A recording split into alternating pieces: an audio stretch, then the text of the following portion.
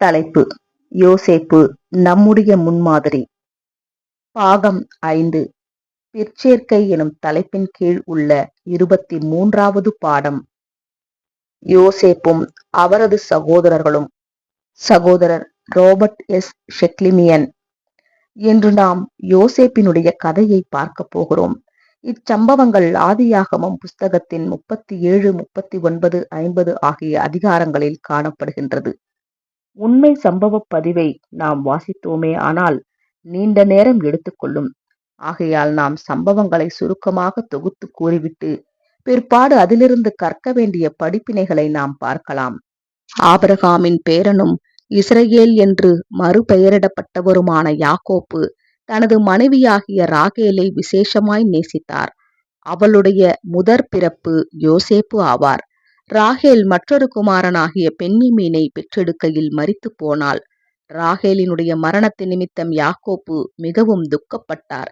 மற்றும் ராகேல் மரித்து போய்விட்டதால் யாக்கோப்பினுடைய அதிகப்படியான அன்பானது அவளது பிள்ளைகள் மீது, அதிலும் விசேஷமாக முதற்பேரான யோசேப்பின் மீது பொழியப்பட்டது.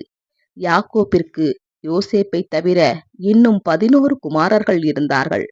ஆனாலும் யோசேப்பே அவரது அபிமான குமாரனாக இருந்தார். யாக்கோப்பு தனது பாரபட்சத்தினை பல்வேறு விதங்களில் வெளிப்படுத்தினார். உதாரணத்திற்கு, பல வருணங்களினாலும் பல துண்டுகளினாலும் அங்கி ஒன்றை, அதாவது பிரபுக்கள் அணிகின்றது போன்றதான அங்கி ஒன்றை யாக்கோப்பு யோசேப்பிற்காக செய்வித்தார். இப்படியாக யோசேப்பு தான் சுதந்திரவாளி என்பதை குடும்பத்தில் மீதமுள்ளோருக்கு யாக்கோப்பு அநேகமாக சுட்டி காண்பித்திருக்க வேண்டும். மற்ற 10 சகோதரர்களும் பொறாமையடைந்தனர். அவர்கள் அவனோடே பட்சமாய் பேசாமல் அவனை பகைத்தார்கள் என்று வசனப்பதிவுகள் தெரிவிக்கின்றது. இருக்கின்ற பிரச்சனை போதாதது போன்று யோசேப்பு ஒரு வினோதமான சொப்பனத்தை கண்டவராக அதை கள்ளங்கபடமில்லாமல் தன்னுடைய சகோதரர்களிடத்தில் கூறினார். சொப்பனத்தில் அவர்கள் வயலில் அரிகளை கட்டிக்கொண்டிருக்கையில் யோசேப்பின் அரிக்கட்டானது நிமிர்ந்து நிற்க, அவரை வட்டமாக சுற்றி நின்ற அவரது சகோதரர்களுடைய அரிக்கட்டுகளானது யோசேப்பினுடைய கட்டிற்கு முன்பாக வணங்கினது. இந்த சொப்பனத்தின் காரணமாக அவனை இன்னும் அதிகமாய் பகைத்தார்கள் என்று பதிவுகள் தெரிவிக்கின்றது. பின்னர் மீண்டுமாக யோசேப்பு சொப்பனம் கண்டார். இம்முறை சூரியனும் சந்திரனும் மற்றும் 11 நட்சத்திரங்களும் அவரை வணங்கினது. இச்சொப்பனத்தை யோசேப்பு கூறின போது, நீ கண்ட இந்த சொப்பனம் என்ன? நானும் உன் தாயாரும் உன்னை வணங்க வருவோமோ என்று யாக்கோப்பு அவரை கடிந்து கொண்டார். இதுவே போதும். யோசேப்பின் சகோதரர்களுடைய பகைமையானது பொறாமையினாலான வெஞ்சினமாய் அவதாரம் எடுத்தது. இம்மனநிலைமையே அவர்கள் தங்கள் மந்தைகளுக்காக மேய்க்கும் பகுதிகளை கொஞ்சம் தொலைவில் போய் கண்டுபிடிப்பதற்கென தங்கள் வீட்டை விட்டு வெளியேறின போது காணப்பட்டது. அவர்கள் வெளியேறி நீண்ட நாட்களான போது அவர்களது தகப்பன் அவர்களை குறித்து கவலையடைந்தவராக அவர்கள் எப்படி இருக்கிறார்கள் என்பதை பார்ப்பதற்கும் மற்றும் திரும்பி தனக்கு செய்தி கொண்டு வருவதற்கும் என்று யோசேப்பை அனுப்பி வைக்கலாம் என முடிவெடுத்தார். யோசேப்பையும் அவரது மேம்பட்ட நிலை குறித்ததான சொப்பனத்தையும் அவரது சகோதரர்கள் வயல்வெளியில் முற்றிலும் விவாதம் பண்ணி இருப்பார்கள் என்பதை நம்மால் கற்பனை செய்து பார்க்க முடிகின்றது. இப்படி ஒருவருக்கொருவர் மனக்குறையினால் கூறின போது அவர்களது பகையினை இன்னுமாக தூண்டியது. இப்படியாக அவர்கள் பொறாமையினாலான வெஞ்சினத்தின் வெறியில் காணப்படுகையில் அவர்கள் கூட்டத்திற்கு காவலர்களாக நியமிக்கப்பட்டிருந்தவர், இதோ வருகிறான், சொப்பனக்காரன் வருகிறான் என்று சத்தமிட்டார்கள். அப்பகுதியில் உள்ள தெளிவான காற்றில் நெடுந்தொலைவில் ஒருவர் வருவதை தெளிவாக காண முடியும். வருவது யோசேப்பு என்று அவர்கள் எளிதில் அடையாளம் கண்டு கொண்டார்கள். பிரகாசமான வருணங்களும் அநேகம் துண்டுகளினால் நெய்யப்பட்டதுமான அவருடைய நீல அங்கியை வைத்து அவரை அடையாளம் கண்டு கொண்டார்கள். ஒவ்வொரு சகோதரனுக்கும் உடனடியாக இப்பொழுது யோசேப்பு தங்கள் வல்லமைக்கு கீழ் இருக்கிறான் என்ற ஒரே எண்ணம் உதித்தது. யோசேப்பை பாதுகாத்திடுவதற்கு அவரது தந்தை இங்கில்லை. தங்களால் பகைக்கப்பட்டவர் தங்கள் கரங்களில் இப்பொழுது காணப்படுகின்றார். யோசேப்பு கள்ளங்கபடமில்லாமல் வந்து கொண்டிருக்கையில், அதுவும் அநேகமாக அவர் மகிழ்ச்சியுடன் அவர்களை நோக்கி கைகளை அசைத்து காட்டி வந்து கொண்டிருக்கையில், அவர்கள் அவசரமாக கூட்டங்கூடி எடுத்துக்கொண்ட ஒருமித்த தீர்மானம் பின்வருமாறு: நாம் அவனை கொன்று இந்த குழிகள் ஒன்றில் அவனை போட்டு ஒரு துஷ்ட மிருகம் அவனை பட்சித்தது என்று சொல்லுவோம் வாருங்கள். அவனுடைய சொப்பனங்கள் எப்படி முடியும் பார்ப்போம் என்றார்கள். ஆதியாகமம் 37ஆம் அதிகாரம் 20ஆம் வசனம். யோசேப்பின் சகோதரருடைய பகைமை எனும் தலைப்பின் கீழ் காணலாம். அவர்களது பகைமை மிக அதிகமாய் காணப்பட்டது. அவர்களில் ஒருவர் மாத்திரமே இந்த தீர்மானத்திற்கு மாறுபட்ட கருத்தை தெரிவித்தவராய் காணப்பட்டார். இவர் மூத்த குமாரனாகிய ரூபன் ஆவார். இவர் சமாதானமான ஓர் ஆலோசனையை தெரிவித்தார். யோசேப்பினுடைய இரத்தத்தை நீங்கள் சிந்தலாகாது. யோசேப்பை இந்த குழிக்குள்ளே உயிரோடே போட்டு விடுங்கள் என்று கூறினார். பிற்பாடு யோசேப்பை குழியிலிருந்து விடுவிப்பதற்கு ரூபன் சித்தம் கொண்டிருந்ததாக பதிவுகளானது தெரிவிக்கின்றது. இவ்வாலோசனைக்கு உடனடியாக சம்மதம் தெரிவிக்கப்பட்டது. யோசேப்பு பக்கத்தில் வந்தபோது அவரை முரட்டுத்தனமாய் அவர்கள் பிடித்து இழுத்து அவரது பலவர்ண அங்கியை கழற்றி அவரை ஆழமான வறண்ட கிணற்றுக்குள் எறிந்தார்கள். இக்கிணற்றிலிருந்து உதவியில்லாமல் அவரால் வெளியே வர முடியாது. பிற்பாடு யோசேப்பினுடைய பொறுக்க முடியாத வலியினாலான கதறல்களும் அவரது கெஞ்சுதல்களும் அவர்களது காதுகளில் தொனித்துக் கொண்டிருக்கவே அவர்கள் உணவு உண்பதற்கென உட்கார்ந்தார்கள். இப்படியான ஒரு சந்தர்ப்பத்தில் அவர்களால் உணவு உண்ண முடிகின்றதான காரியமானது அவர்கள் இருதயங்களினுடைய கடினத்தை வெளிப்படுத்துகின்றதாய் இருக்கின்றது. இக்கட்டத்தின் போது இரக்க பண்பு கொண்டிருந்த ரூபன் அங்கிருப்பதை தவிர்த்து கொண்டு மந்தைகளை பராமரிக்கும்படி போயிருந்திருக்க வேண்டும். ஏனெனில் எகிப்துக்கு ஒட்டகங்கள் மீது ஏறி போய்க் கொண்டிருக்கும் கூட்டத்தார் வந்தபோது ரூபன் அங்கிருக்கவில்லை. யூதா ஆலோசனை ஒன்றை முன்வைத்தார். ஏன் இச்சந்தர்ப்பத்தை லாபம் ஈட்டுவதற்கென்று பயன்படுத்தக்கூடாது? யோசேப்பு குழியில் காணப்பட்டு மரிப்பதற்கு பதிலாக அவரை ஏன் அடிமையாக விற்கக்கூடாது? ஆகவே அவர்கள் குழிக்குள் கயிற்றை இறக்கினார்கள். தனது சகோதரர்கள் மனமிறங்கி விட்டார்கள் என எண்ணி ஆர்வமாய் கயிற்றை பிடித்து கொண்டு வெளியே வந்த யோசேப்பு தான் 20 வெள்ளிக்காசுகளுக்கு சில மீதியானிய அடிமை வியாபாரிகளிடத்தில் கட்டப்பட்டு மிருகம் போன்று விற்கப்பட்டதையே கண்டார். அந்நாட்களில் முழு வளர்ச்சியடைந்த அடிமைக்கான விலை 30 வெள்ளிக்காசுகளாகும். யோசேப்பு 17 வயதானவராக இருந்தபடியால் அவருக்கான விலை 20 வெள்ளிக்காசுகளாய் இருந்தது. யோசேப்பு வியாபாரிகளினால் இழுத்து செல்லப்படும் போது அவர் மீண்டும் கதறினார். இறங்கும்படியாக தனது சகோதரர்களிடம் கெஞ்சினார். ஆனால் அவர்கள் வெள்ளிக்காசுகளை பங்கு போடுவதில் ஈடுபட்டிருந்தனர். அவர்கள் ஒவ்வொருவருக்கும் 2 முழு வெள்ளிக்காசுகள் கிடைத்திருக்கும். சுற்றி திரிந்துவிட்டு வந்த ரூபன் யோசேப்பை விடுவிப்பதற்கென கிணற்றண்டைக்கு வந்தார். யோசேப்பு அங்கில்லாததை கண்ட இவர் உண்மையாக கவலைக்குள்ளானார். ஆனால் இப்பொழுது காலம் கடந்து போய்விட்டது. பிற்பாடு அந்த சகோதரர்கள் மிகவும் கொடூரமான மற்றும் மனக்கடினமுள்ள காரியத்தை செய்தார்கள். அவர்கள் யோசேப்பினுடைய பலவர்ண அங்கியை எடுத்து அதை ஆட்டினுடைய இரத்தத்தில் தோய்த்து தந்தையினால் மிகவும் நேசிக்கப்பட்ட யோசேப்பின் வருகைக்காக கவலையுடன் காத்து கொண்டிருந்த தங்கள் பாவப்பட்ட வயதான தந்தையினிடத்திற்கு எடுத்து சென்றார்கள். இதை நாங்கள் கண்டெடுத்தோம் என்றார்கள். அந்த சகோதரர்கள், இது உம்முடைய குமாரனின் அங்கி அல்லவோ, பாரும் என்றார்கள். யாக்கோபு தெளிவான முடிவிற்குள் வந்தார். யோசேப்பு ஏதோ ஒரு காட்டு விலங்கினால் பீறப்பட்டு கொல்லப்பட்டிருக்கின்றார். அப்பகுதிகளில் சிங்கங்கள் மற்றும் கரடிகள் காணப்பட்டன. யாக்கோப்பின் துக்கம் ஆழமானதாய் காணப்பட்டது. அவர் ஆறுதலுக்கு இடம் கொடாமல், நான் துக்கத்தோடு என் குமாரனிடத்தில் பாதாளத்தில் இறங்குவேன் என்றார். யோசேப்பின் வாழ்க்கையில் ஏற்பட்ட மாற்றங்களானது தீர்க்கமானதாயும் முற்றும் முழுமையானதாயும் இருந்தது. பாசத்திற்கும் பிரியத்திற்கும் உரிய குமாரனாகவும் தனது தந்தையினுடைய வீட்டில் அன்பாய் வளர்க்கப்பட்டவராகவும் இருந்த யோசேப்பு திடீரென அந்நிய புறஜாதியார் தேசத்தில் அடிமை நிலைக்கு மாற்றப்பட்டார். இதனோடு கூட அவர் தனது சொந்த சகோதரர்களுடைய கொலைபாதகமான பகைமையையும் மனமார்ந்த கொடூரத்தையும் கண்டதினால் ஏற்பட்ட கசப்பான அனுபவத்தையும் வீட்டை பற்றிய ஏக்கத்தையும் தனது தகப்பன் அடைய போகிற துக்கத்தை பற்றின எண்ணத்தையும் மற்றும் மீண்டும் தனிமையையும் சுமந்தவராக காணப்பட்டார். எகிப்தில் யோசேப்பினுடைய அனுபவங்கள் எனும் தலைப்பின் கீழ் காணலாம்.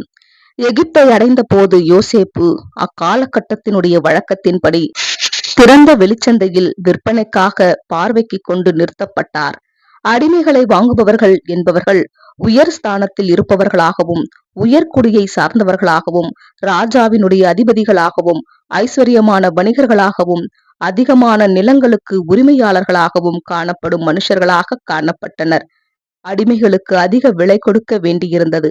அடிமைகளின் எஜமான் மற்றவர்களை காட்டிலும் யோசேப்பை மிகவும் சிறப்பானவனாக காட்டிக்கொள்வதை நம்மால் கற்பனை செய்து பார்க்க முடிகின்றது. அவர் பின்வருமாறு கூறியிருந்திருக்க வேண்டும்: மேன்மக்களே, நாங்கள் இன்று மிகவும் சிறப்பானதொன்றை வைத்திருக்கின்றோம். ஓர் எபிரேய இளைஞன். இம்மனிதன் ஓர் உயர்வான இனத்திலிருந்து வந்தவனாவான். இவன் பலசாலி மாத்திரமல்லாமல் மிகுந்த அறிவாளியும் கூட.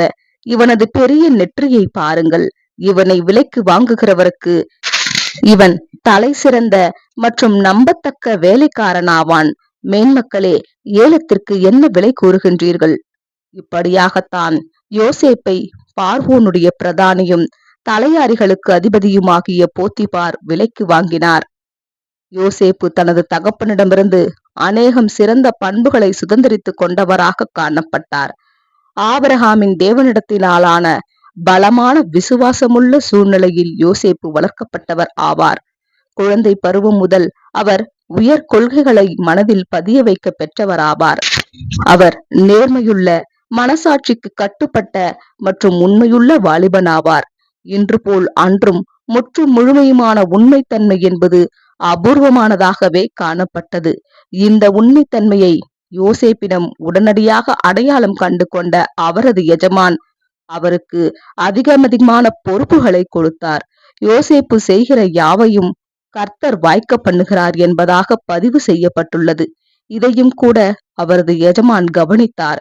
யோசேப்பு 22 வயதான போது அவர் போத்திபாரின் வீட்டனைத்தின் மீது விசாரணைக்காரனாக ஆக்கப்பட்டார்.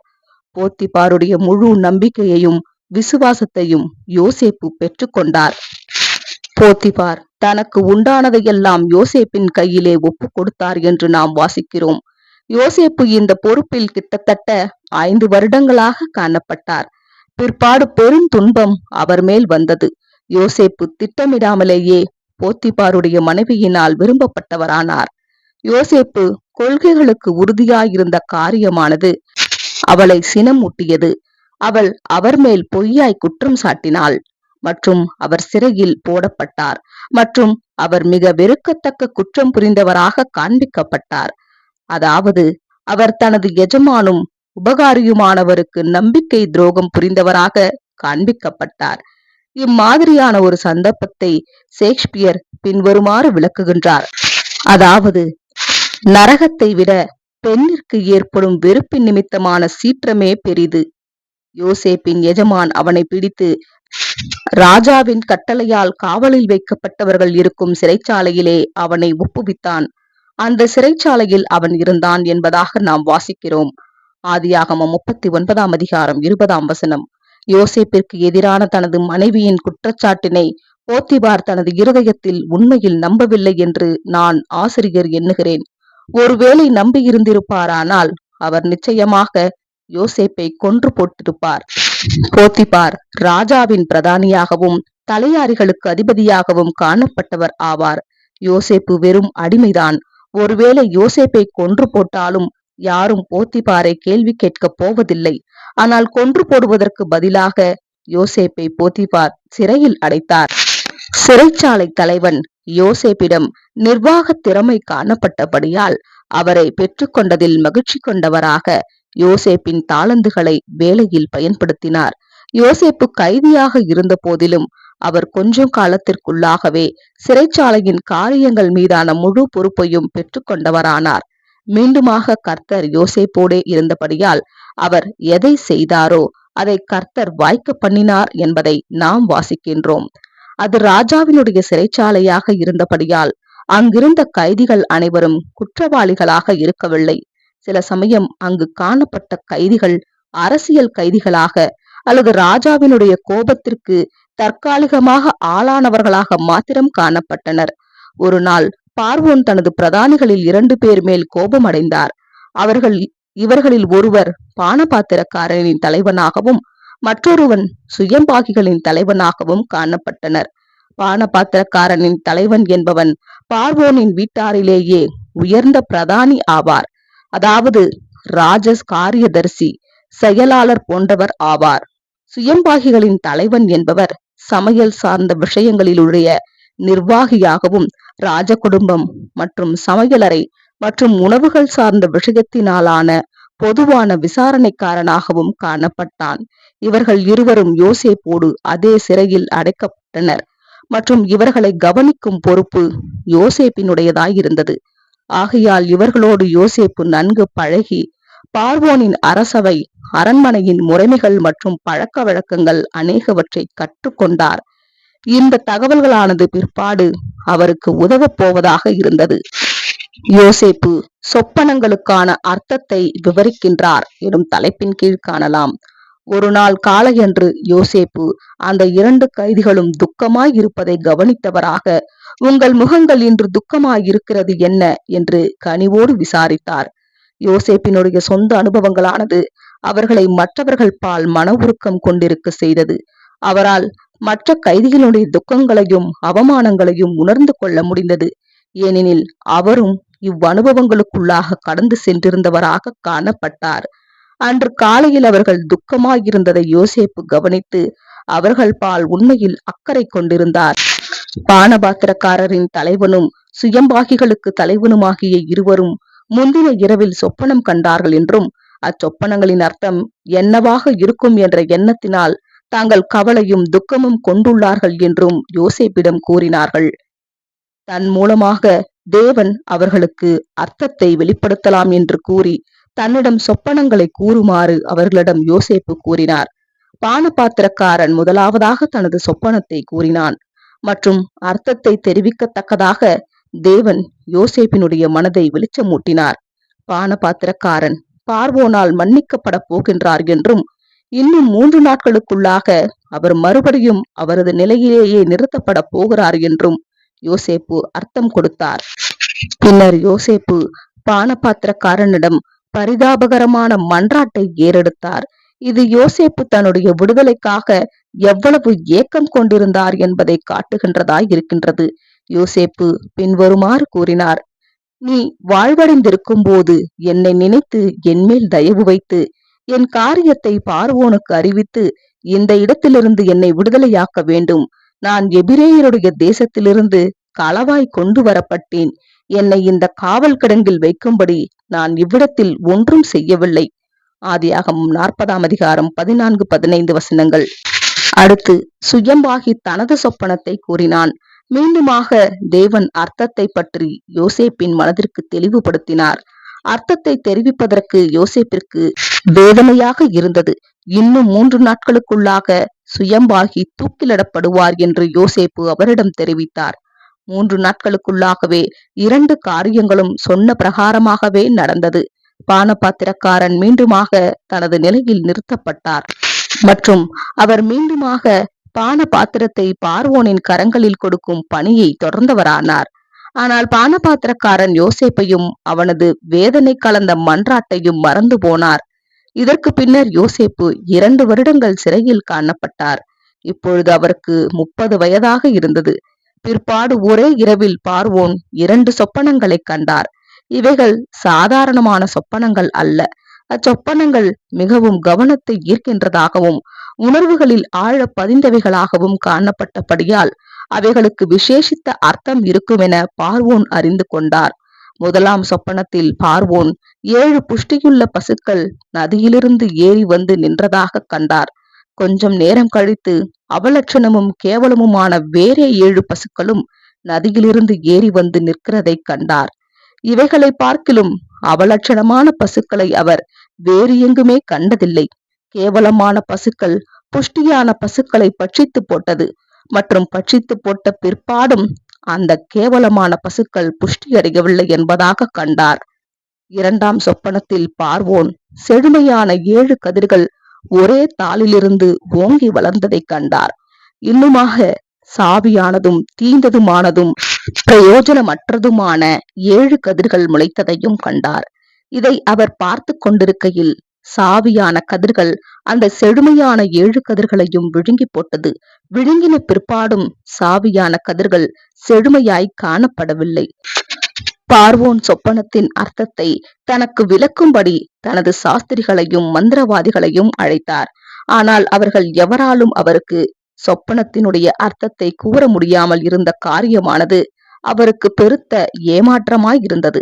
எப்போதும் பார்வோனுக்கு அருகாமையில் காணப்படுகின்ற பானபாத்திரக்காரன் அப்போது இறுதியாக யோசேப்பை நினைவு கூர்ந்தார் மற்றும் ராஜாவிடம் சிறையிலுள்ள ஓர் எபிரேய வாலிபன் எப்படி தனது மற்றும் சுயம்பாகியினுடைய சொப்பனத்திற்கான அர்த்தத்தை துல்லியமாக கூறினான் என்பதை எடுத்து கூறினார். நான் ஆசிரியர் பின்வருமாறு கற்பனை செய்து பார்க்க விரும்புகிறேன். யோசேப்பை அழைக்கும்படிக்கு ஆட்கள் வந்தபோது யோசேப்பு விடுதலை வேண்டி தேவனிடம் ஜெபம் பண்ணி கொண்டிருந்தார். சிறைத்தலைவன் தனது முகத்தில் ஆச்சரியத்தை வெளிப்படுத்தினவராக உள்ளே வந்தார். யோசேப்பு, ராஜா உன்னை அழைத்துள்ளார். மாபெரும் பார்வோன் உன்னை பார்க்க விரும்புகின்றாராம். யோசேப்பு ஆச்சரியத்திற்குள்ளாகவில்லை. யோசேப்பு இதற்காக மிக நீண்ட காலமாய் காத்து கொண்டிருந்தார். இருதயம் முழுக்க நன்றியினால் நிரம்ப பெற்றவராக வேக வேகமாக குளித்தார், சவரம் பண்ணினார் மற்றும் தனது வஸ்திரங்களை மாற்றிக்கொண்டார். தேவன் மீதான விசுவாசத்தின் காரணமாக உண்டான அமைதியையும் நிச்சயத்தையும் பெற்றுக்கொண்டவராக யோசேப்பு உலகத்தினுடைய வல்லமையுள்ள பேரரசனாகிய பார்வோனை சந்தித்தார். பார்வோன் யோசேப்பை நோக்கி, சொப்பனங்களுக்கு அர்த்தம் கொடுக்கும் திறன் உனக்குள்ளது என்று நான் உணர்கின்றேன் என்றார். யோசேப்போ தன்னடக்கத்துடன், நான் அல்ல, தேவனே பார்வோனுக்கு உத்தரவு அருளி செய்வார் என்றார். இந்நேரத்திலா தன்னடக்கம் என்று சிலர் கூறலாம். யோசேப்பு அடிமையாக 10 வருடங்கள் காணப்பட்டிருந்திருக்கின்றார் மற்றும் சிறையில் 3 வருடங்கள் காணப்பட்டிருக்கின்றார். ராஜாவின் முன் மின்னிடுவதற்கான மாபெரும் வாய்ப்பு யோசேப்பிற்கு வந்தபோது அதை அவர் தூக்கி எறிந்து விட்டார். தன்னடக்கம் என்பது பொதுவாக குணலட்சணத்தினுடைய மேன்மையை சுட்டிக்காட்டுகின்றதாய் இருக்கின்றது. கூர்மையாய் கவனிக்கும் பார்வோனின் கண்களுக்கு இக்குணம் தப்பிவிடவில்லை. பார்வோன் தனது சொப்பனங்களை மோசேயிடம் கூறினார். மீண்டுமாக கர்த்தர் யோசேப்பினுடைய மனதை வெளிச்சமூட்டினார் மற்றும் 2 சொப்பனங்களுமே ஒரே காரியத்தையே குறிக்கின்றது என்றும் 2 முறை ஒரே காரியம் சொப்பனமாக வந்துள்ளதான விஷயம் அதன் நிச்சயத்தை வலியுறுத்துகின்றது என்றும் யோசேப்பு பார்வோனிடம் விளக்கினார்.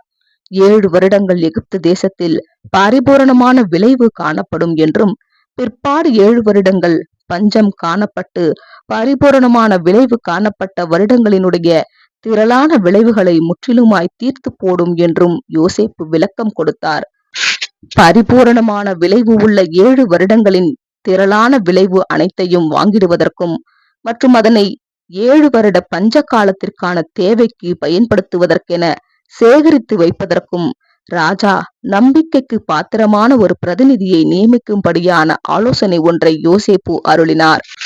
பார்வோன் இத்திட்டத்தில் உள்ள ஞானத்தினால் உடனடியாக கவரப்பட்டார். ஆகையால் நாம் வாசிப்பதென்னவெனில், அப்பொழுது பார்வோன் தன் ஊழியக்காரரை நோக்கி, தேவ ஆவியை பெற்ற இந்த மனுஷனைப் போல் வேறொருவன் உண்டோ என்றான். பின்பு பார்வோன் யோசேப்பை நோக்கி, தேவன் இவை எல்லாவற்றையும் உனக்கு வெளிப்படுத்தி இருக்கின்றபடியால் உன்னை போல் விவேகமும் ஞானமும் உள்ள வேறொருவனும் இல்லை. நீ என் அரண்மனைக்கு அதிகாரியாயிருப்பாய். உன் வாக்கின்படியே என் ஜனங்கள் எல்லோரும் அடங்கி நடக்க கடவர்கள். சிங்காசனத்தில் மாத்திரம் உன்னிலும் நான் பெரியவனாயிருப்பேன் என்றான். ஆதியாகமம் 41 அதிகாரம் 38-40 வசனங்கள். இப்படியாக யோசேப்பு ஒரே நாளில் தாழ்வான கிடங்கிலிருந்து சிறையிலிருந்து வெளியேறி அந்நாட்களிலுள்ள மாபெரும் சாம்ராஜ்யமாகிய எகிப்தினுடைய அதிகார நிலைமைக்கு உயர்த்தப்பட்டார். சகோதரர் ரசல் அவர்கள் குறிப்பிட்டுள்ளது போன்று யோசேப்பிற்கு 14 வருட ஒப்பந்தம் காணப்பட்டது. யோசேப்பின் குடும்பத்தை பஞ்சம் தீண்டியது எனும் தலைப்பின் கீழ் காணலாம்.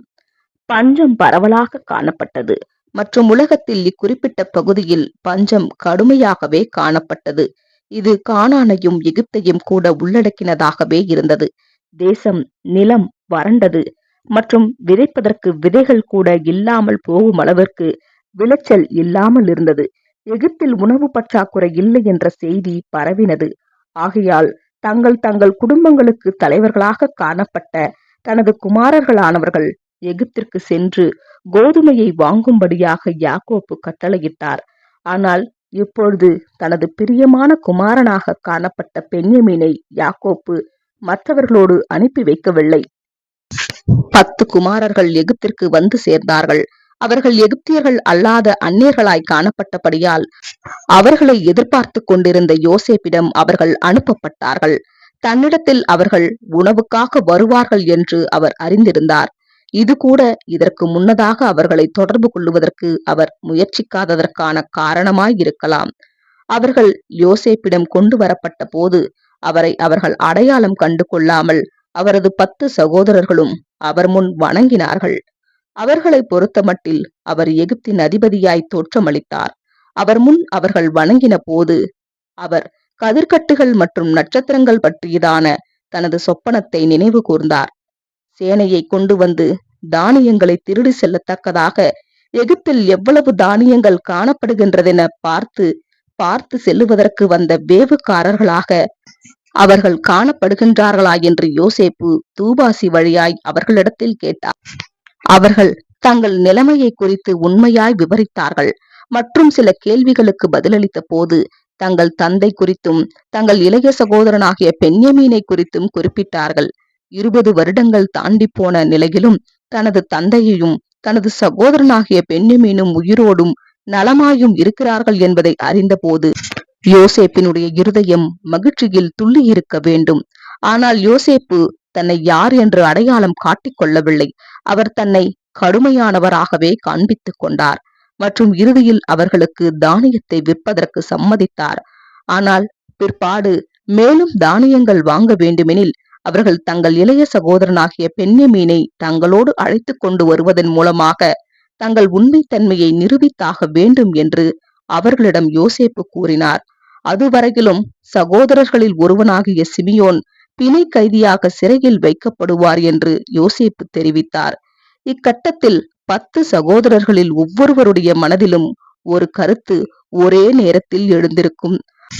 அது அவர்களது 17 வயது சகோதரனான யோசேப்பு பல வருண அங்கி தரித்தவனாக இருதயத்தில் வியாகுலத்தோடு அவர்களிடத்தில் இரக்கத்திற்காக கெஞ்சி மன்றாடினது பற்றின கவலையுள்ள நினைவாகும். இப்படி யோசேப்பு கெஞ்சின போது அவர்கள் செவிகொடாமல் வெள்ளி காசுகளுக்காக அவரை விற்று போட்டார்கள். நம்முடைய சகோதரனுக்கு நாம் செய்த துரோகம் நம்மேல் சுமந்தது. அவன் நம்மை கெஞ்சி வேண்டிக் கொண்ட போது அவனுடைய மனவியாகுலத்தை நாம் கண்டும் அவனுக்கு செவி கொடாமற் போனோமே, ஆகையால் இந்த ஆபத்து நமக்கு நேரிட்டது என்று ஒருவரையொருவர் பார்த்து சொல்லிக் கொண்டார்கள். அப்பொழுது ரூபன் அவர்களை பார்த்து, இளைஞனுக்கு விரோதமாக பாவம் செய்யாதிருங்கள் என்று நான் உங்களுக்கு சொல்லவில்லையா? நீங்கள் கேளாமற் போனீர்கள். இப்பொழுது இதோ அவன் இரத்தப்பழி நம்மிடத்தில் வாங்கப்படுகிறது என்றான் என்பதாக பதிவுகள் தெரிவிக்கின்றது. ஆதியாகமம் 42 அதிகாரம் 21, 22 வசனங்கள். அந்த சகோதரர்கள் தாங்கள் செய்த தவறு நிமித்தம் மன உளைச்சலுக்கு உள்ளானார்கள். அவர்கள் யோசேப்பின் முன் நிற்கையில் இவ்வார்த்தைகளை பேசினார்கள். அவர்களது ஒவ்வொரு வார்த்தையையும் அவர் புரிந்து கொள்கின்றார் என்பதை அறியாமல் இவ்வார்த்தைகளை பேசினார்கள். யோசேப்பு தன்னை அடக்கிக் கொள்ள முடியாததினால் யாருக்கும் தெரியாமல் அழத்தக்கதாக அவர்களை விட்டு அப்புறம் போனார். அவரது கண்ணீர்கள் சந்தோஷத்தின் மற்றும் இரக்கத்தின் கண்ணீர்களாக காணப்பட்டது. தனது சகோதரர்கள் தங்கள் தவறுகளுக்காக வருந்துவதை யோசேப்பு கண்டதன் நிமித்தமாகவும் கடந்து சென்ற வருடங்களின் அனுபவங்களானது அவர்களிடத்தில் உண்மையான மனம் வருந்துதலையும் குணலட்சணங்களின் மாற்றத்தையும் கொண்டு வந்துள்ளதை யோசேப்பு கண்டறிந்தது நிமித்தமாகவும் யோசேப்பு சந்தோஷத்தின் கண்ணீர்களை வடித்தார். எனினும் அவர்களை அவர் இன்னும் சோதித்து பார்க்க வேண்டியிருந்தது. அழுத பிற்பாடு அவர் அவர்களிடத்தில் திரும்பி வந்து சிமியோனை பிணை கைதியாக பிடித்து வைத்துக் கொண்டு மற்றவர்களை அனுப்பி வைத்தார். வீட்டிற்கு போகிற வழியில் அவர்கள் உணவிற்காக தங்கள் சாக்குகளை திறந்த போது அவர்கள் தானியத்திற்கான விலையாக கொடுத்திருந்த பணமானது அவரவர் சாக்குகளில் இருந்ததை கண்டார்கள். அந்த சகோதரர்கள் கோதுமையுடன் வீடு வந்து சேர்ந்தபோது அவர்கள் நடந்த அனைத்தையும், அதாவது தாங்கள் அதிபதியினால் வேவுக்காரர்கள் என சந்தேகிக்கப்பட்டதையும், சிமியோன் பிணை கைதியாக எகிப்தில் வைக்கப்பட்டதினால் சிமியோன் தங்களோடு வீடு திரும்பவில்லை என்பதையும் தங்கள் தந்தையாகிய யாக்கோபினிடத்தில் தெரிவித்தார்கள். பின்னர் தானியத்திற்கு விலையாக தாங்கள் செலுத்தின பணம் அவரவருடைய கோதுமை சாக்கில் திரும்ப வைக்கப்பட்டிருந்தது என்பதையும் அவர்கள் தெரிவித்தார்கள். அடுத்த முறை கோதுமை வாங்க வேண்டுமெனில் அவர்கள் தங்களோடு பென்யமீனை அழைத்து செல்ல வேண்டும் என்றும் தெரிவித்தார்கள். இதற்கு யாக்கோப்பு மறுப்பு தெரிவித்தவராக, என்னை பிள்ளையற்றவனாக்குகின்றீர்கள். யோசேப்பும் இல்லை, சிமியோனும் இல்லை, பென்யமீனையும் கொண்டு போக பார்க்கிறீர்களா என்று சொன்னான். ஆதியாகமம் 42 அதிகாரம் 36 யோசேப்பிற்கு எதிராக தாங்கள் செய்திட்ட குற்றமே தங்களுக்கான இக்கட்டு நிலைக்கு காரணம் என்பதாகவும், இந்த இக்கட்டு என்பது தங்களுக்குரிய தண்டனை என்பதாகவும் காணப்படுகின்ற அவர்களது பயங்களை அவர்களது தந்தையாகிய யாக்கோப்பின் வார்த்தைகளும் எதிரொலிப்பதை அவர்கள் கேட்டபோது அவர்கள் அதிர்ச்சி அடைந்திருக்க வேண்டும். எகிப்திலிருந்து வாங்கி வந்ததான கோதுமை குறைந்த போது மீண்டும் போய் வாங்கி வரும்படிக்கு யாக்கோப்பு தனது குமாரர்களை வற்புறுத்தினார்.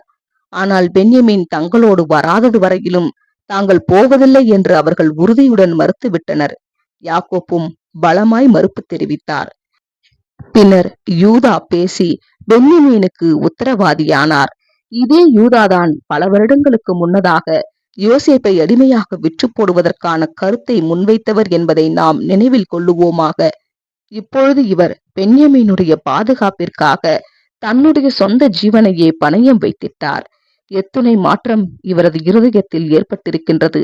தேவையின் நிலை கருதி இறுதியாக யாக்கோப்பு சம்மதித்தார். யாக்கோப்பு எகிப்தினுடைய அதிபதிக்கு தேன், கந்த வர்க்கங்கள், கொட்டைகள் மற்றும் வாதுமை கொட்டைகள் ஆகிய கனிகளையும் இரட்டிப்பான பணத்தையும் அவர்களிடத்தில் கொடுத்து அனுப்பினார். பென்யமீனை அவர் போக அனுமதித்தது பரிதாபமாக, அந்த மனிதன் அங்கிருக்கிற உங்கள் மற்ற சகோதரர்களையும் சிமியோனையும் பென்யமீனையும் உங்களுடனே அனுப்பிவிடும்படிக்கு சர்வ வல்லமையுள்ள தேவன் அவன் சமூகத்தில் உங்களுக்கு இரக்கம் கிடைக்க பண்ணுவாராக. நானோ பிள்ளையற்று போனவனைப் போல் இருப்பேன் என்றார். ஆதியாகமம் 43 அதிகாரம் 14 அவர்கள் எகிப்துக்கு வந்தபோது தனது வீட்டில் அவர்களுக்கு உணவு பரிமாறப்படுவதற்கும் சிமியோனை விடுவித்து அவர்களோடே அனுப்பிவிடுவதற்கும் யோசேப்பு கட்டளையிட்டார். அவர்கள் சாப்பிடுவதற்கு ஆயத்தமான போது யோசேப்பு எகிப்திய பிரபுவுக்குரிய ராஜவஸ்திரம் தரித்தவராய் உள்ளே வந்தார் மற்றும் மீண்டுமாக அவரை அவர்கள் பணிந்து வணங்கிக் கொண்டார்கள். யோசேப்பு கனிவாய் அவர்களது தகப்பனை குறித்து விசாரித்தார். யோசேப்பு தன்னுடைய தாய் பெற்ற குமாரனும் தனது சகோதரனுமான பென்யமீனை கண்டார் மற்றும் அவரை கட்டி தழுவிடுவதற்கு ஏங்கினார். அவருடைய உணர்வுகளை அவரால் அடக்கிக் கொள்ள முடியாததினால் அவர்கள் அவரது ஆனந்த கண்ணீரை பார்க்காதபடிக்கு அவர் சிறிது நேரம் அவர்களை விட்டு அப்புறம் செல்ல வேண்டியிருந்தது. அந்த சகோதரர்கள் அவர்களது இருக்கைகளுக்கு அழைத்து செல்லப்பட்டனர் மற்றும் அவர்கள் தங்கள் வயதின் துல்லியமான வரிசையின்படி அமர்த்தப்பட்டிருப்பதைக் கண்டு ஆச்சரியம் அடைந்தார்கள். அவர்களுக்கு உணவு பரிமாறப்பட்ட போது தங்களை காட்டிலும் பென்யமீனுக்கு 5 பங்குகள் அதிகமாக கொடுக்கப்பட்டதைக் கண்டு ஆச்சரியம் அடைந்தார்கள். இதனால் அவர்கள் கோபம் அடைந்தார்களா? யோசேப்பின் மீது அவர்கள் முன்பு கொண்டிருந்தது போன்று இப்பொழுதும் பென்யமீன் மீது பொறாமை கொண்டார்களா? கொஞ்சமும் இல்லை. அவர்களுக்கு அது பிடித்திருந்தது. பென்யமீனுக்கு 5 பங்கு கொடுக்கப்பட்டது நிமித்தம் அவர்கள் மகிழ்ந்து சிரித்தார்கள். பென்யமீனோடு கூட சந்தோஷமாய் இருந்தார்கள் என்பதாக பதிவுகள் தெரிவிக்கின்றன. அவர்களிடத்திலான இந்த ஒரு மாற்றத்தையும் யோசேப்பு கவனித்திருப்பார் என்பதில் நமக்கு நிச்சயமே. அவர்கள் தங்கள் தந்தை மீது கொண்டிருக்கும் அனுதாபத்தையும் தங்கள் இளைய சகோதரனாகிய பென்யமீனுடைய நலனுக்கடுத்த விஷயங்கள் மீதான அவர்களது அக்கறையையும் இன்னும் சோதித்திட வேண்டும் என்று யோசேப்பு சிந்தித்தார். அவர்களது சாக்குகள் தானியங்களினால் நிரம்பிடும் போது தனது சொந்த வெள்ளி பாத்திரமானது பென்யமீனுடைய சாக்கிற்குள்ளாக மறைத்து வைக்கும்படிக்கு யோசேப்பு ஏற்பாடு பண்ணினார். காலையில் அந்த சகோதரர்கள் கொஞ்சம் தொலைவில் போயிருக்க தனது பாத்திரத்தை அவர்கள் திருடியுள்ளார்கள் என்ற குற்றச்சாட்டுடன் தனது பிரதானிகளை, ஊழியர்களை அவர்கள் பின்பாக யோசேப்பு அனுப்பி வைத்தார். தாங்கள் குற்றமற்றவர்கள் என்று கூறி அவர்கள் குற்றச்சாட்டினை ஏற்க மறுத்தார்கள் மற்றும் உம்முடைய அடியாருக்குள்ளே அது எவனிடத்தில் காணப்படுமோ அவன் கொலையுண்ண கடவன், நாங்களும் எங்கள் ஆண்டவனுக்கு அடிமைகளாவோம் என்று கூறி பாத்திரத்தை தேடி பார்க்கும்படிக்கு பிரதானிகளை அழைத்தார்கள். ஆதியாகமம் 44 அதிகாரம் 9 சாக்குகள் சோதிக்கப்பட்டன மற்றும் பாத்திரமானது பென்யமீனுடைய சாக்கில் கண்டுபிடிக்கப்பட்டது. அது எத்தனை பயங்கரமான அதிர்ச்சியாய் இருந்திருக்கும். பென்யமீனுக்காக அவர்கள் தங்கள் சொந்த ஜீவனை உத்தரவாதமாக்குவதாக அவர்கள் தங்கள் தகப்பனிடம் வாக்குறுதி கொடுத்து வந்திருக்கிறார்கள். ஆனால் இப்பொழுதோ தங்கள் சொந்த வார்த்தையினாலேயே பென்யமீன் மரிக்கப் போகின்றார் மற்றும் தாங்களும் அடிமைகளாக போகிறோம். பென்யமீனை மாத்திரம் தங்களோடு அடிமையாக கூட்டி செல்லுவதற்கும் மற்றவர்களை வீடு திரும்புவதற்கும் என அனுப்பிடுவதற்கும் என்று அந்த ஊழியக்காரர்கள் பெருந்தன்மையுடன் கருத்து தெரிவித்தனர். ஆகையால் அவர்கள் பென்யமீனை தங்களிடமிருந்து பிரிப்பதற்கு அனுமதித்திடவில்லை. ஒரு கணம் கூட அனுமதித்திடவில்லை.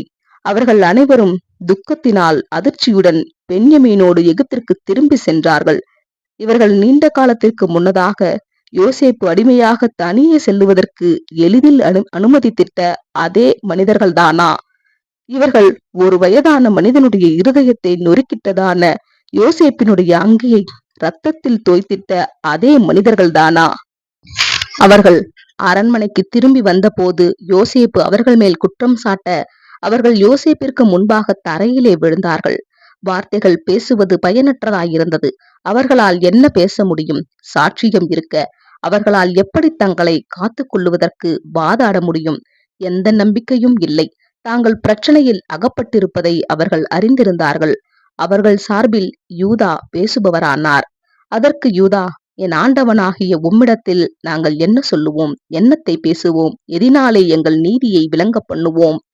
உம்முடைய அடியாரின் அக்கிரமத்தை தேவன் விளங்க பண்ணினார். பாத்திரத்தை வைத்திருக்கிறவனும் நாங்களும் என் ஆண்டவனுக்கு அடிமைகள் என்றான்.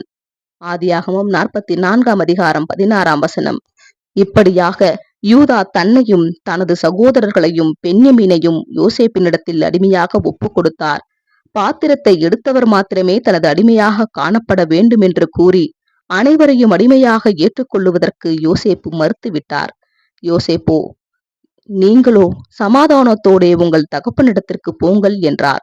யோசேப்பு இறுதியானதும் மிக கடினமானதுமான பரீட்சையை தனது சகோதரர்கள் மேல் வைத்தார். பென்யமீன் தான் பாத்திரத்தை திருடியுள்ளார் என்பது அவர்கள் அறிந்திருந்த காரியமாயிருந்தது. பென்யமீன் இதற்கான பின்விளைவை சந்தித்தாக வேண்டியிருக்கும் என்பதையும் அந்த சகோதரர்கள் புரிந்திருந்தார்கள். இதற்கு அவர்கள் காரணம் இல்லை. அவர்களுடைய சொந்த குடும்பங்கள் இருந்தபடியால் அவர்கள் சிந்திக்க வேண்டியிருந்தது. உணவானது தங்கள் குடும்பத்தாருக்கு எடுத்து செல்லப்பட வேண்டும் அல்லது குடும்பத்தினர் பட்டினி கிடக்க நேரிடும் என்று அவர்கள் யோசித்திருக்கலாம். தந்தையை பொறுத்தமட்டில் தந்தைதான் சூழ்நிலையை புரிந்து கொள்ள வேண்டும். இப்படியாக அவர்கள் யோசிக்கின்றார்களா என்பதை பார்த்திடுவதற்கு யோசேப்பு ஆவலாயிருந்தார். இது கடுமையான பரீட்சையாக இருந்தது. யூதாவினுடைய இருதயபூர்வமான மன்றாட்டு எனும் தலைப்பின் கீழ் காணலாம். அனைவரின் சார்பிலுமாக யூதா பேசுகையில் சரித்திரத்தில் எங்குமே இல்லாத அளவுக்கு மிகவும் பரிதாபகரமான மற்றும் உருக்கமான மன்றாட்டுகளை ஏறெடுத்தார். அப்பொழுது யூதா அவன் அண்டையிலே சேர்ந்து, ஆ, என் ஆண்டவனே, உமது அடியேன் உம்முடைய செவிகள் கேட்க ஒரு வார்த்தை சொல்லுகிறேன், கேட்பீராக. அடியேன் மேல் உமது கோபம் மூளாதிருப்பதாக. நீர் பார்வோனுக்கு ஒப்பாயிருக்கிறீர். உங்களுக்கு தகப்பனாவது சகோதரனாவது உண்டா என்று என் ஆண்டவன் உம்முடைய அடியாரிடத்தில் கேட்டீர். அதற்கு நாங்கள், எங்களுக்கு முதிர் வயதுள்ள தகப்பனாரும் அவருக்கு முதிர் வயதில் பிறந்த ஒரு இளைஞனும் உண்டு என்றும் அவனுடைய தமையன் இறந்து போனான் என்றும் அவன் ஒருவன் மாத்திரமே அவனை பெற்ற தாயாருக்கு இருப்பதினால் தகப்பனார் அவன் மேல் பட்சமாயிருக்கிறார் என்றும் என் ஆண்டவனுக்கு சொன்னோம். அப்பொழுது நீர் அவனை என்னிடத்தில் கொண்டு வாருங்கள், என் கண்களினால் அவனை பார்க்க வேண்டும் என்று உமது அடியாருக்கு சொன்னீர். நாங்கள் ஆண்டவனை நோக்கி, அந்த இளைஞன் என் தகப்பனை விட்டு பிரியக்கூடாது, பிரிந்தால் அவர் இறந்து போவார் என்று சொன்னோம். அதற்கு நீர், உங்கள் இளைய சகோதரனை கொண்டு வராவிட்டால் நீங்கள் இனி என் முகத்தை காண்பதில்லை என்று உமது அடியாருக்கு சொன்னீர். நாங்கள் உமது அடியானாகிய என் தகப்பனாரிடத்திற்கு போன போது என் ஆண்டவனுடைய வார்த்தைகளை அவருக்கு அறிவித்தோம். எங்கள் தகப்பனார் எங்களை நோக்கி, நீங்கள் திரும்பி போய் நமக்கு கொஞ்சம் தானியம் கொள்ளுங்கள் என்று சொன்னார். அதற்கு நாங்கள் போகக்கூடாது, எங்கள் இளைய சகோதரன் எங்களோட வந்தால் போவோம், எங்கள் இளைய சகோதரன் எங்களோட வராவிட்டால் நாங்கள் அந்த புருஷனுடைய முகத்தை காணக்கூடாது என்றோம். அப்பொழுது உம்முடைய அடியானாகிய என் தகப்பனார் என் மனைவிக்கு 2 பிள்ளைகளை பெற்றான். அவர்களில் ஒருவன் என்னிடத்திலிருந்து போய்விட்டான். அவன் பேருண்டு போயிருப்பான் என்றிருந்தேன். இதுவரைக்கும் அவனை காணாதிருக்கிறேன். இதெல்லாம் நீங்கள் அறிந்திருக்கிறீர்கள். நீங்கள் இவனையும் என்னை விட்டு பிரித்து அழைத்து போகும் இடத்தில் இவனுக்கு மோசம் நேரிட்டால் என் அரைமயிரை வியாகுலத்தோட பாதாளத்தில் இறங்க பண்ணுவீர்கள் என்றார். ஆகையால் இளையவனை விட்டு நான் என் தகப்பனாகிய உமது அடியானிடத்திற்கு போனால் அவருடைய ஜீவன் இவனுடைய ஜீவனோட ஒன்றாய் இணைக்கப்பட்டிருக்கின்றபடியினால் அவர் இளையவன் வரவில்லை என்று அறிந்த மாத்திரத்தில் இறந்து போவார். இப்படி உமது அடியாராகிய நாங்கள் உமது அடியானாகிய எங்கள் தகப்பனுடைய நரைமயிரை வியாகுலத்தோட பாதாளத்தில் இறங்க பண்ணுவோம். இந்த இளையவனுக்காக உமது அடியானாகிய நான் என் தகப்பனுக்கு உத்தரவாதி அன்றியும் நான் இவனை உம்மிடத்திற்கு கொண்டு வராவிட்டால் நான் எந்நாளும் உமக்கு முன்பாக குற்றவாளியை இருப்பேன் என்று அவருக்கு சொல்லி இருக்கிறேன். இப்படி இருக்க இளையவன் தன் சகோதரனோட கூட போக விடும்படி மன்றாடுகிறேன்.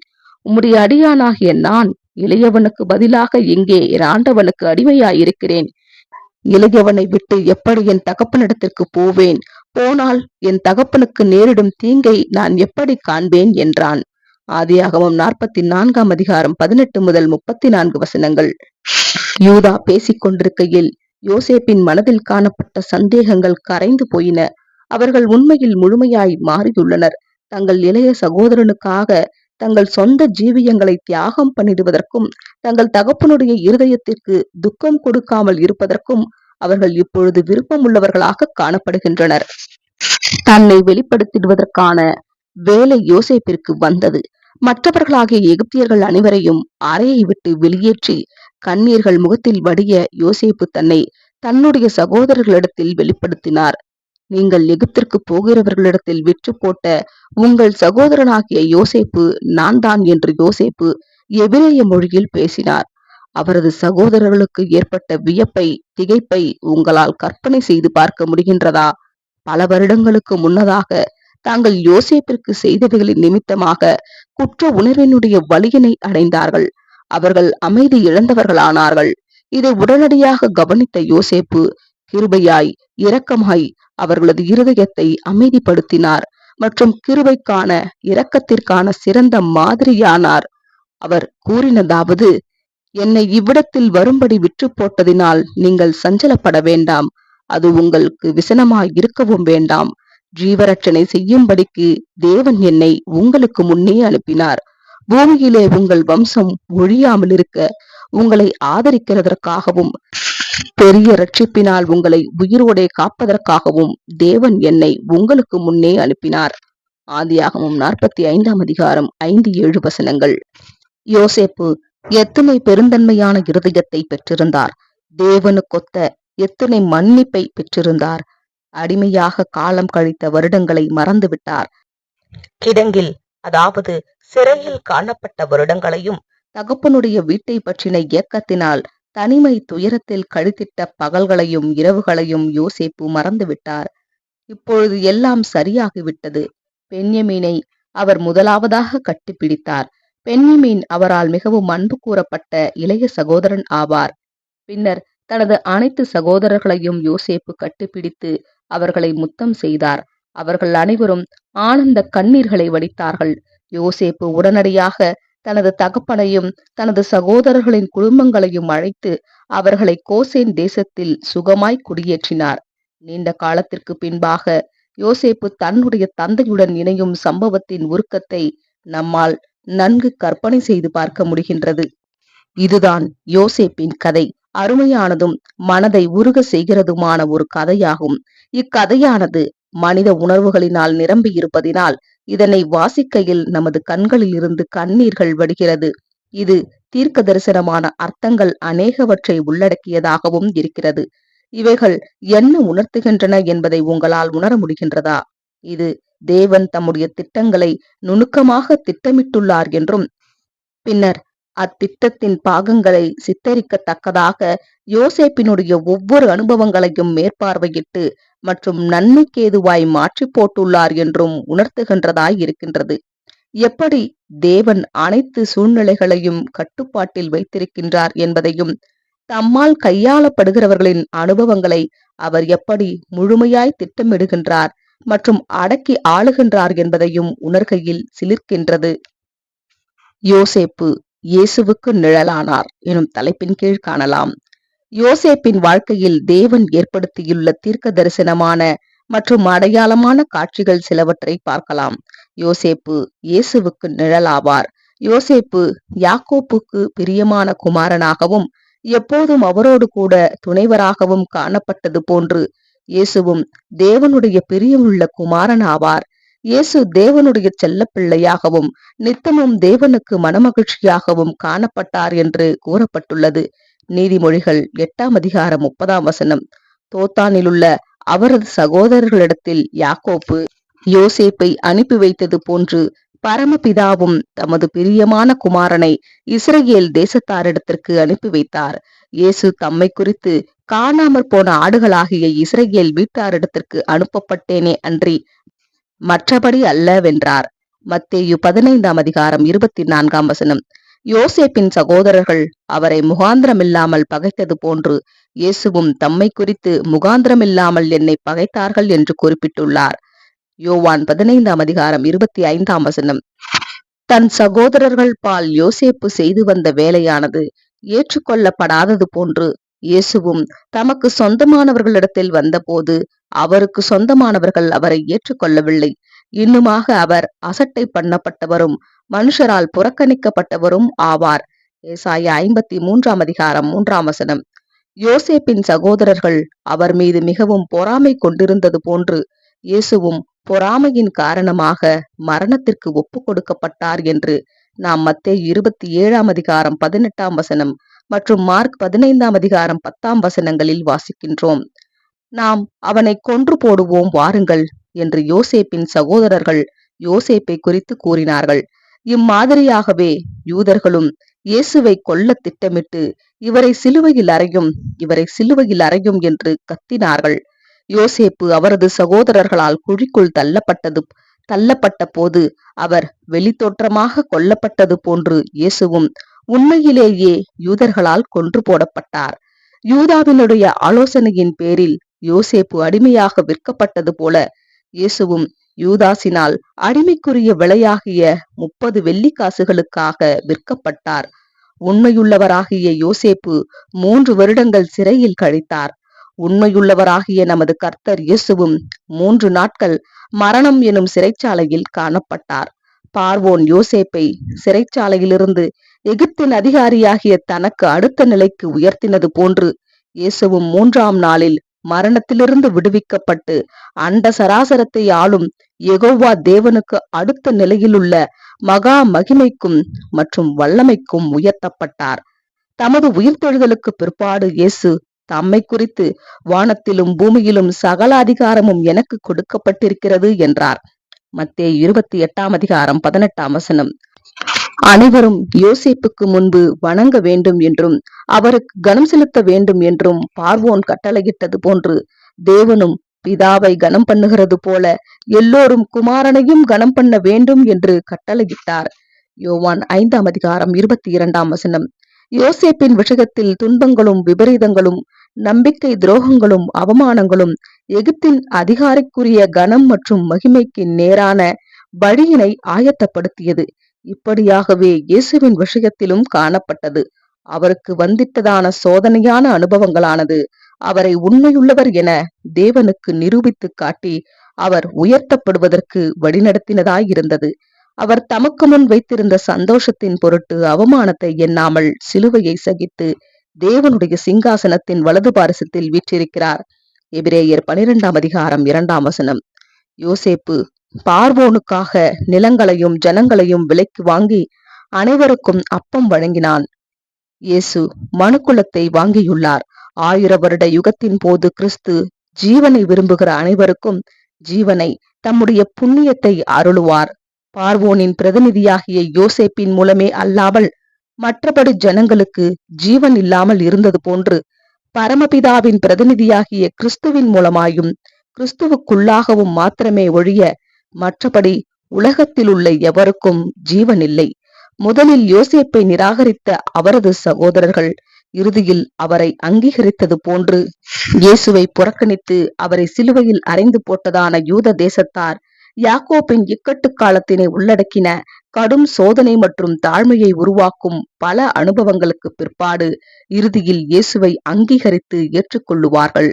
யோசேப்பு தன்னுடைய சகோதரர்களுக்கு தன்னை வெளிப்படுத்தின போது அவர்கள் அழுதார்கள். அவர்கள் தாங்கள் குத்தின என்னை நோக்கி பார்த்து எனக்காக மனங்கசந்து துக்கிப்பார்கள் என்று நாம் வாசிக்கிறோம். சகரியா 12 அதிகாரம் 10 யோசேப்பு தன்னுடைய சகோதரர்களை கடந்த காலத்தில் அவர்கள் தனக்கு செய்த காரியங்களின் அடிப்படையிலோ அல்லது அவர்களது கடந்த கால பாவங்களின் அடிப்படையிலோ நியாயம் தீர்க்காமல் தற்போதுள்ள அவர்களது இருதயத்தினுடைய நிலைமையின் அடிப்படையில் நியாயம் தீர்த்தது போலவே உலகத்திற்கான எதிர்காலத்தில் உள்ள நியாய தீர்ப்பும் கூட மனிதர்கள் அக்காலத்தின் போது கொண்டிருக்கும் மனம் மற்றும் இருதயத்தினுடைய நிலைமையின் அடிப்படையிலேயே காணப்படும். இவைகள் இக்கதையினுடைய சில நிழலான அம்சங்களாகும். இன்னும் அநேக அம்சங்கள் உண்டு. இந்த இணைகள் ஒப்புமைகள் அனைத்தும் தற்செயலாய் நடந்தது என நீங்கள் எண்ணுகின்றீர்களா? இல்லை என்று நீங்கள் அறிவீர்கள். இவைகள் தேவனுடைய செயலே. இவைகள் நாம் தந்திரமான கட்டுக்கதைகளை பின்பற்றவில்லை என்பதையும் நாம் உண்மையிலேயே சத்தியத்தை பெற்றிருக்கின்றோம் என்பதையும் நாம் உணர்ந்து கொள்ள உதவப்படுவதற்கும் நாம் உற்சாகமூட்டப்படுவதற்கும் அருளப்பட்டவைகளாகும். 2 பேதுரு 1:16 நமக்கான தனிப்பட்ட பாடங்கள் தலைப்பின் கீழ் காணலாம்.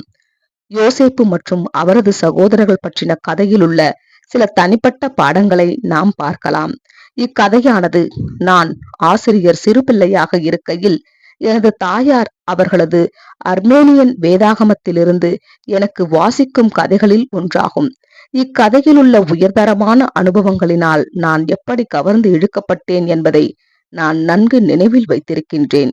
கதை வாசிக்க ஆரம்பிக்கையில் நான் என்னை யோசேப்பின் ஒவ்வொரு சூழ்நிலையிலும் நிறுத்தி பார்த்து கற்பனை பண்ணி பார்ப்பதுண்டு. என்னால் யோசேப்பின் சகோதரர்களுடைய பகையை குறித்து அவ்வளவுக்கு புரிந்து கொள்ள முடியவில்லை. காரணம், என்னுடைய சொந்த சகோதரர்கள் மிகவும் நல்லவர்களாய் காணப்பட்டனர். ஆனால் யோசேப்பு குழிக்குள் தள்ளப்பட்டு அடிமையாக விற்கப்பட்டதை வாசிக்கையில் நான் அழுவதுண்டு. அவருடைய அங்கியானது இரத்தத்தில் தோய்க்கப்பட்டு அவருடைய தகப்பனிடத்தில் கொண்டு செல்லப்படுவதை வாசிக்கையில் நான் அழுவதுண்டு. யோசேப்பு தயவு பெற்றதையும் மீண்டும் கீழ்நிலைக்கு தள்ளப்பட்டதையும் நான் வாசிக்கையில் நான் சந்தோஷமும் வேதனையும் அடைந்தேன். யோசேப்பு கிடங்கிலிருந்து எகிப்தின் அதிபதி என உயர்த்தப்பட்ட தருணத்தை வாசிக்கையில் நான் உச்சகட்டத்தில் மெய்சிலிர்த்து போனதுண்டு. கதையை வாசித்துவிட்டு எனது தாயார் வேதாகமத்தை மூடி வைக்கையில் நான் அமர்ந்து சிந்தனை பண்ணி கொண்டிருப்பேன். நான் எனக்குள்ளாகவே கேள்வி எழுப்புவது என்னவெனில், ஏன் எனக்கு இப்படியான ஓர் ஆச்சரியமான காரியம் சம்பவிப்பதில்லை? என்னை இவ்வளவாய் பராமரிக்கத்தக்கதாகவும் இவ்வளவு உயர்த்தத்தக்கதாகவும் தேவன் ஏன் என்னை தெரிந்து கொள்வதில்லை? நான் இதை குறை கூறும் வண்ணமாக கூறவில்லை. மாறாக ஆவலினாலும் ஏக்கத்தினாலுமே கூறுவதுண்டு. நான் யோசேப்பாக இருக்க மாட்டேனா என்று இருதயபூர்வமான விருப்பத்தினால் இப்படி கூறுவதுண்டு. இப்படி உண்மையில் நடந்து விடாதா எனும் விருப்பத்தினால் இப்படி கூறுவதுண்டு. ஆனால் பல வருடங்களுக்கு பிற்பாடு கர்த்தர் என்னை சத்தியத்திற்கு கொண்டு வந்த போது யோசேப்புக்கு என்ன சம்பவித்ததோ அது எனக்கும் சம்பவித்துள்ளது என்று அருமையான உணர்ந்து கொள்ளுதலை நான் அடைந்தேன். தேவன் என்னை தெரிந்து கொண்டுள்ளார் மற்றும் யோசேப்பின் விஷயத்தில் காணப்பட்டது போன்று என்னுடைய ஜீவியத்தின் ஒவ்வொரு நிகழ்வுகளும் தேவனால் கவனிக்கப்படுகின்றது மற்றும் என்னுடைய நன்மைக்கு ஏதுவாய் மாற்றப்படுகின்றது. எகிப்தின் அதிபதியாய் இருப்பதை காட்டிலும் மேலான ஓர் உயர்த்தப்படுதலை இறுதியில் நானும் அடையப் போகின்றேன் என்பதை உணர்ந்து கொண்டேன். இது அர்ப்பணிக்கப்பட்டு பரம அழைப்பிற்கான பந்தய பொருளுக்காக ஓடிக்கொண்டிருக்கும் நம் ஒவ்வொருவருக்கும் பொருந்துகின்றதாய் இருக்கின்றது. உங்களுக்கும் இது பொருந்தும். யோசேப்பின் கதை என்பது உங்கள் ஜீவியம் பற்றிய கதையே ஆகும். கிறிஸ்துவனுடைய சரீரத்தின் அங்கத்தினராகிய உங்களுக்கு கூட யோசேப்பு அடையாளமாய் காணப்படுகின்றார். யோசேப்பின் அனுபவங்களானது உங்கள் அனுபவங்களுக்கு அடையாளமாய் இருக்கின்றது. யோசேப்பை யாக்கோபு சிநேகித்தது போன்று தேவன் இயேசுவை அன்பு கூர்ந்தார். பிதாதாமே உங்களை சிநேகிக்கிறார் என்று உங்களை குறித்தும் எழுதப்பட்டிருக்கின்றது. யோவான் 16:27. யோசேப்பு தன்னுடைய சகோதரர்களினால் பகைக்கப்பட்டது போன்று மற்றும் இயேசு யூதர்களால் பகைக்கப்பட்டது போன்று உங்களை குறித்தும் உலகம் உங்களை பகைத்தால் அது உங்களை பகைக்கிறதற்கு முன்னே என்னை பகைத்ததென்று அறியுங்கள் என்று இயேசு கூறியுள்ளார். யோவான் 15:18. யோசேப்பு கிடங்கிலிருந்து எகிப்தின் சிங்காசனத்திற்கு உயர்த்தப்பட்டது போன்று இயேசுவும் மரணத்திலிருந்து தேவனுடைய சிங்காசனத்தினிடத்திற்கு உயர்த்தப்பட்டார். நம்மை குறித்து நாம் அவரோட கூட மரித்தோமே, ஆனால் அவரோட கூட பிழைத்தும் இருப்போம் என்று எழுதப்பட்டுள்ளது. 2 தீமோத்தேயு 2:11-12 யோசேப்போடு கர்த்தர் இருந்து அவருடைய காரியங்கள் அனைத்தையும் மேற்பார்வையிட்டு அனைத்தையும் முடிவில் சரி செய்தது போன்று மற்றும் பரமபிதாவும் தமது குமாரனாகிய இயேசுவோடு கூட அவரது பூமிக்குரிய ஊழியம் முழுவதின் போதும் காணப்பட்டு இறுதியில் அவரை மகிமைப்படுத்தினது போன்று அவருடைய தீர்மானத்தின்படி அழைக்கப்பட்டவர்களும் தேவனை அன்பு கூறுகிறவர்களுக்கும் சகலமும் நன்மைக்கு ஏதுவாய் நடந்தேறும் என்ற நிச்சயம் நமக்கு வழங்கப்பட்டுள்ளது. ரோமர் 8:28. யோசேப்பினுடைய துன்ப அனுபவங்களானது அவரிடத்தில் சரியான தாக்கம் கொண்டு அவரிடத்தில் அருமையான குணலட்சணத்தை உருவாக்கினது போன்று மற்றும் இயேசுவும் தாம் பாடுபட்டதின் மூலம் தம்முடைய கீழ்ப்படிதலை விவரித்தது போன்று நம்மை குறித்தும் பின்வருமாறு எழுதப்பட்டுள்ளது. பிரியமானவர்களே, உங்களை சோதிக்கும்படி உங்கள் நடுவில் பற்றி எரிகிற அக்னியை குறித்து ஏதோ புதுமை என்று திகையாமல் கிறிஸ்துவின் மகிமை வெளிப்படும் போது நீங்கள் களிகூர்ந்து மகிழும்படியாக அவருடைய பாடுகளுக்கு நீங்கள் பங்காளிகளானதால் சந்தோஷப்படுங்கள். 1 பேதுரு 4:12-13. ஜீவன்களை ரட்சிக்கத்தக்கதாக யோசேப்பு உணவை வழங்கினது போன்று மற்றும் கிறிஸ்து அவருடைய ராஜ்யத்தில் அனைவருக்கும் ஜீவ அப்பத்தை வழங்குவது போன்று நாமும் அவருடைய சரீரத்தின் அங்கத்தினர்கள் என சகல மனுக்குலத்தை ஜீவனுக்கு சீர்பொருத்தும் பணியில் அவருடன் பங்கடைவோம். ஆழமான மற்றும் இருதயத்தை சீர்தூக்கி பார்க்கின்ற விதமான சில படிப்பினைகளையும் இங்கு கற்க வேண்டியுள்ளது. முதலாவதும் பிரதானமானதுமான படிப்பினை பொறாமையினுடைய விளைவு தாக்கம் பற்றியதாகும். நாம் ஒருபோதும் பொறாமை கொண்டிருத்தல் கூடாது. அது நம்மை அழிக்கக்கூடியதாகவும் தகர்க்கக்கூடியதாகவும் காணப்படுகின்றது. சாதாரணமான ஒழுங்கான ஜனங்கள் பொறாமையின் தீமையான தாக்கத்தின் கீழ் காணப்படுகையில் அவர்கள் மிகவும் கொடிதான காரியங்களை செய்திடுவதற்கும் பேசிடுவதற்கும் வழிநடத்தப்பட்டு விடுகின்றனர். வைராக்கியமும் விரோதமும் எங்கே உண்டோ அங்கே கலகமும் சகல துர்ச்செய்கைகளும் உண்டு என்று யாக்கோப்பு குறிப்பிடுகின்றார். யாக்கோப்பு 3:16. இப்படியாக இருக்கின்றபடியினால் சபையை தகர்ப்பதற்கும் அழித்து போடுவதற்கும் என சாத்தான் பொறாமையை வளர்த்து விடுபவனாகவும் ஊக்குவிப்பவனாகவும் இருக்கின்றான் என்பது நிச்சயமே. கர்த்தரினால் மிகப்பெரிய அளவிலும் மற்றும் வல்லமையாகவும் பயனுள்ள விதத்திலும் பயன்படுத்தப்படுகின்ற சகோதரர்கள் மிகுந்த பொறாமையை தூண்டி விடுபவர்களாக காணப்படுகின்றனர் என்பது கவலைக்கிடமான உண்மையாகும். இந்த தீமையான காரியத்தினை நாம் விட்டு விலகுவோமாக. பொறாமைக்கான சிறிய அறிகுறி நம் இருதயத்தில் காணப்படுமாகில் அது வேரோடு அழிக்கப்படுவதற்காக நாம் உண்மையாய் ஜெபம் ஏறெடுப்போமாக. அதை வளருவதற்கு அனுமதிப்போமே, ஆனால் அது புது சிருஷ்டியை அழித்துவிடக்கூடும். பெருமை குறித்த ஒரு படிப்பினை எனும் தலைப்பின் கீழ் காணலாம். யோசேப்பு பெருமை தொடர்புடைய விஷயத்தில் விலையேற பெற்ற படிப்பினையை கொடுக்கின்றார். கர்த்தரோ யோசேப்போடே இருந்து அவன் மேல் கிருபை வைத்து சிறைச்சாலை தலைவனுடைய தயவு அவனுக்கு கிடைக்கும்படி செய்தார் என்று நாம் பதிவில் வாசிக்கின்றோம். ஆதியாகமம் 39:21. இவ்வுண்மையானது பலமுறை யோசேப்பின் கதையில் வெளிப்படுத்தப்பட்டுள்ளது. துன்பம் நிறைந்த சூழ்நிலைகள் ஒவ்வொன்றிலும் அவர் பல்வேறு விதங்களில் தயவு பெற்றுக் கொண்டார். இந்த அனுபவங்களின் காரணமாக யோசேப்பு தனக்குள் அதிக அளவிலான பெருமையை இயல்பாகவே அறிவு கூர்மை உள்ளவராக கவர்ந்து இழுப்பவராக மற்றும் சாதுரியமானவராக காணப்பட்டதே தனது வெற்றிக்கான ரகசியமாகவும் தனது தகப்பன் தன்னை மிகவும் நேசித்ததற்கான காரணமாகவும் இருக்கின்றது என்றோ யோசேப்பால் எண்ணி இருந்திருக்க முடியும். இதன் காரணமாகவே தான் அடிமையாக விற்கப்பட்ட போது தான் நல்ல ஓர் எஜமானால் வாங்கப்பட்டார் என்றும் தன்னுடைய சொந்த திறமையின் காரணமாகவே போத்திபாரின் வீட்டில் தான் உயர்ஸ்தானம் பெற்றுக்கொண்டார் என்றும் யோசேப்பால் எண்ணி இருந்திருக்க முடியும். தனது உயர்தரமான திறமைகளினாலேயே தனக்கு சிறையில் அதிகாரம் வழங்கப்பட்டது என்றும் தன்னுடைய கூர்மையான அறிவின் காரணமாகவே தன்னால் சொப்பனங்களுக்கு அர்த்தம் கூற முடிந்தது என்றும் யோசேப்பினால் எண்ணி இருந்திருக்க முடியும். இக்காரியங்கள் அனைத்தும் தன்னை மற்ற மனிதர்களை காட்டிலும் உயர்ந்து நிற்க பண்ணிற்று என்றும் தனது வெற்றிக்கான காரணமாகவும் அமைந்தது என்றும் யோசேப்பினால் எண்ணி இருந்திருக்க முடியும்.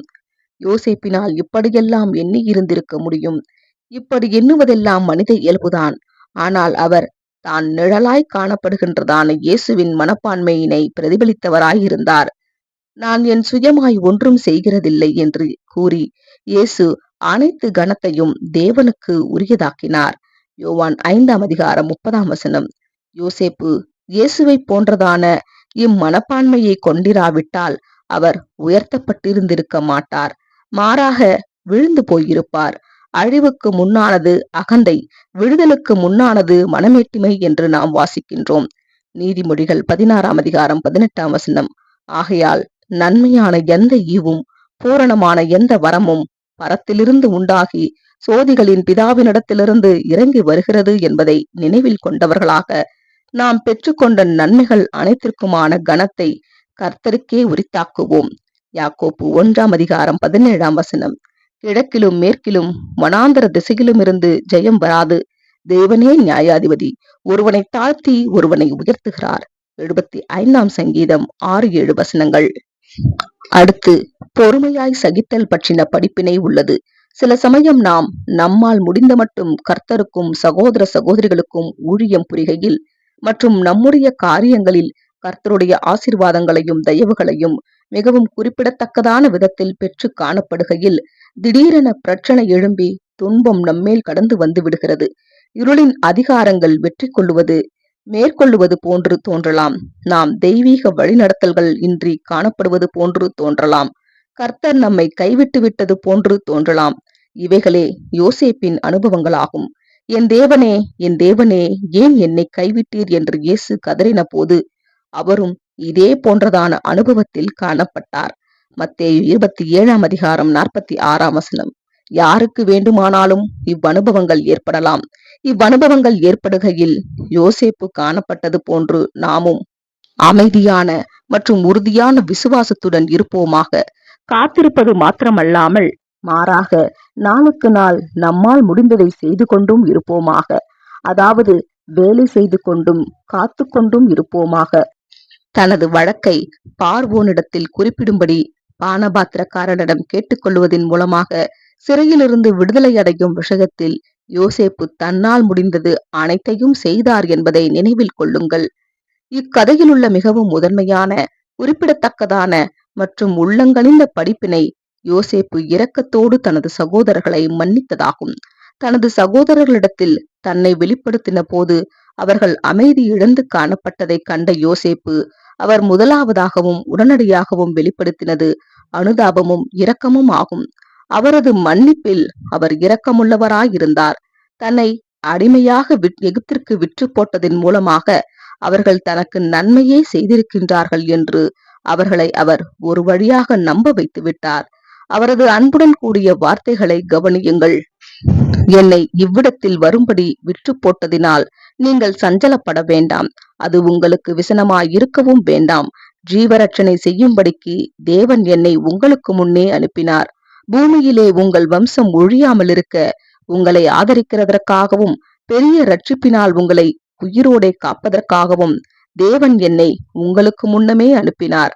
ஆதலால் நீங்கள் அல்ல, தேவனே என்னை இவ்விடத்திற்கு அனுப்பி என்னை பார்வோனுக்கு தகப்பனாகவும் அவன் குடும்பம் அனைத்திற்கும் கர்த்தனாகவும் எகிப்து தேசம் முழுவதற்கும் அதிபதியாகவும் வைத்தார்.